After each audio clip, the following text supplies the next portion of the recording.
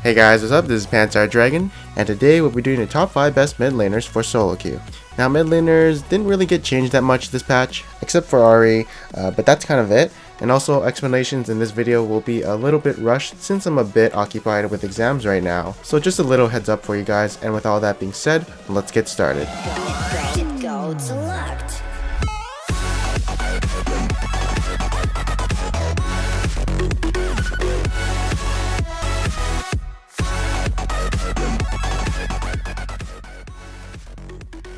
Alright, so at number 5, Xerath is still good. He has lots of poke. He has very high AP ratio, so if you get some AP on him, you'll be doing a lot of damage to the enemy team. His sieging is really good since he can chunk people down, and when he's fed, he can output a lot of damage, and he does have a semi-global ultimate to help kill people on the map. He also has wave clear with his Q and W, so it's kind of hard for the enemy to siege onto his team. Now, some cons about him are assassins. People like Vi, people who can get on him easily and take him out, are a big threat to him since he doesn't really have that much self-peel except for his E. And it's not like he can nuke them very fast since he is a pokey champion. And he's actually kind of a hard champion to play since his ultimate actually requires skill to use. And he is very reliant on hitting all of his skill shots, so do take note of that. Alright, so next up at number 4 is Ahri. So she did kind of get nerfed this patch, and that's why she's been lowered in the tier list, but she is still decent at being Ahri. So she still has a decent laning phase, her Q damage didn't get nerfed, she still has high pick potential with her R and E, and she is still decently good at assassinating people. She does have decent wave clear with her Q, and her Q movement speed makes her ungankable without hard CC. And some cons of her is that they nerfed her damage a bit, there's no more charm DFG, and the acquisition range was lowered a bit, but honestly I don't think it's that big of a deal to people who play Ahri. Since if you're going in, well, you're probably gonna go in and hit someone. You still have 2 charges to escape or, keep going in. Next up at number 3 is going to be Kassadin. So originally I started seeing him in the top lane, sometime mid lane. But then of course I started playing a bit more solo queue, started seeing him mid lane more, and yeah, he's actually a pretty decent mid once he starts going. He's easily one of the best roamers in the game because of his R giving him so much mobility.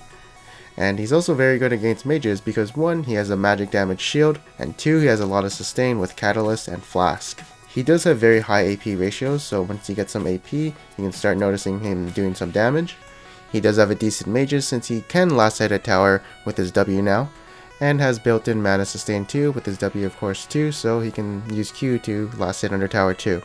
He is also ungankable after level 6 since he does have his Rift Walk. Now, some cons of Kassadin are that his Rift Walk can cost a lot of mana, so you better watch out on how much stacks you have before you use your next ultimate.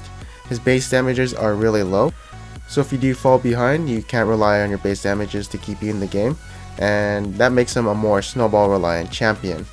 Pre-6, he doesn't have any escapes, he has to rely on his flash, and he has to wait a long time for his ultimate to cool off from the stacking.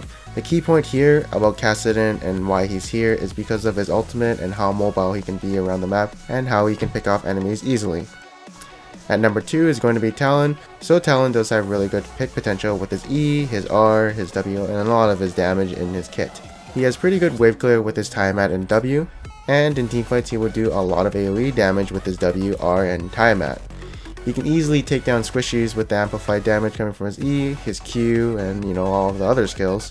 And when he does go into these team fights, he does have a pretty good escape with his ultimate, giving him stealth and movement speed to get out if he needs to, or of course, go back in to get more kills. Talon's base damage is pretty strong, so if he does fall a bit behind, he can always still be useful in team fights since his base damage is pretty high. He also scales really great into the mid game and late game just because of his passive giving him more damage and his E, amplifying the damage from his skills and auto attacks. Next up at number 1 is going to be Katarina. So basically, Katarina wins team fights if someone is low, because after she gets that one reset, basically she can clean up the fight after that. She has good mobility with her Shunpo, so it makes her an excellent roamer to pick up some kills around the map, and she does have a high damage low cooldown ultimate, so if she uses it to kill somebody, it'll be back up right for the next person. She is scary when she's fed because you know that she's going to be the one carrying the team fights, and when she does get that Zhonya's, it is very hard to deal with her as she does have a lot of AoE damage in team fights, and if she is in a pickle, all she has to do is pop it back up and there'll probably be some deaths on your team, so she has her skills back up and can either escape or of course kill your team. She doesn't have any hard CC, so if your jungler doesn't have any hard CC, it's kind of hard to kill the enemy laner in her lane. She does have some bad lane matchups who can bully her out of lane, push her to her tower, and of course she is countered by hard CC, but not really because she probably already used all her skills when she jumped in except her ultimate, and that's the only thing you can really stop. And yeah, her base damage is pretty decent too, so if you kind of fall behind, maybe hopefully you can find some kills around the map, but again, just winning those team fights is really good for solo queue. Hey guys, so thank you guys for watching this video. I hope you guys enjoyed it. If you guys did enjoy this video, check out top 5 best marksmen out there, junglers, and top laners for patch 5.3. If you guys did enjoy this video, maybe you want to subscribe right there. It's free, it's easy, and it's one click away.